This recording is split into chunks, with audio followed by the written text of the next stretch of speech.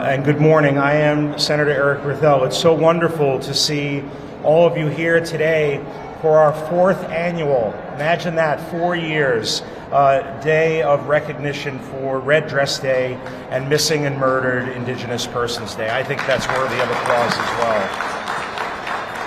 well. 4 years ago, we began with a simple introduction of a constituent in the Senate chamber to acknowledge her Native American ancestry and to bring attention to the Red Dress Project.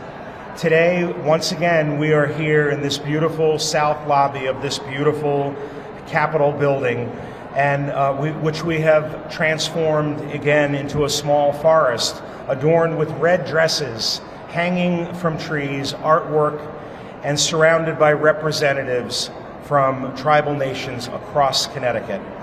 And what a great moment this is for all of us. A quick thank you to Senate staff Eileen Connard, Chris Marino, Matt Ferlino, and Larry Cook for their work in organizing and promoting this event. They do all the work behind the scenes to help Senator Austin and I deliver this every year successfully and so beautifully. The Red Dress Project and the red dresses on display behind all of you are in sizes from infant to adult, and they provide a palpable and emotional reaction to the epidemic of violence against Indigenous women.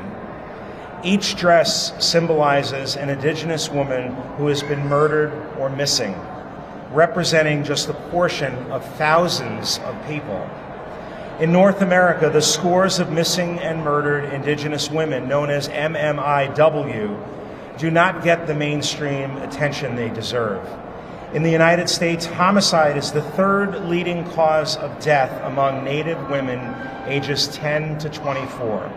And Native women are victims of murder more than 10 times the national average, according to the U.S. Department of Justice.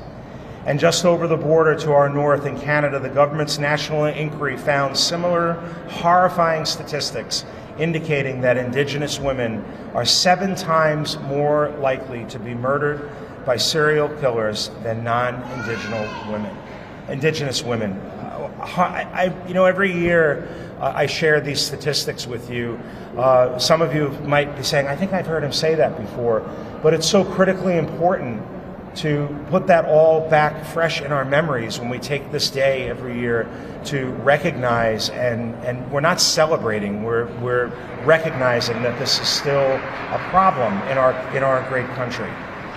I have so much more statistics that I'm not going to read here. I want to talk about Red Dress Day quickly in Connecticut. And it is a time that we have set aside to honor missing and murdered Indigenous people. That gives us an opportunity to learn more about this historical, social, and civil rights tragedy that speaks to a deep and abiding cultural wounding that needs to be addressed. Through this event, which again began just a few days ago, I came down, so did Senator Austin. We came down from the Senate to leave for the day, and all of a sudden I was like, wow, the trees are back. We're here. It's Red Dress Day, right?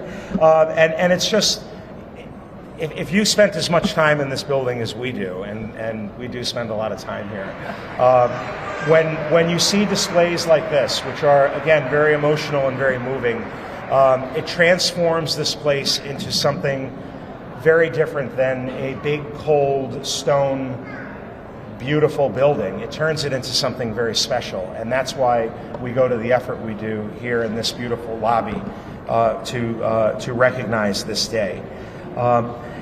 We honor and respect the lives of Indigenous people who have been the victims of crimes, and we also celebrate Native Indigenous culture through traditions. We did not have our drum ceremony today, but we will do the red sand activation after this event is over outside of the Capitol.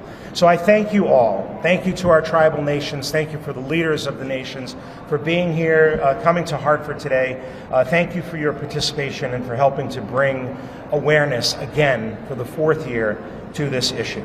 And now it's my distinct pleasure to introduce my esteemed colleague, Senator Kathy Austin of the 19th.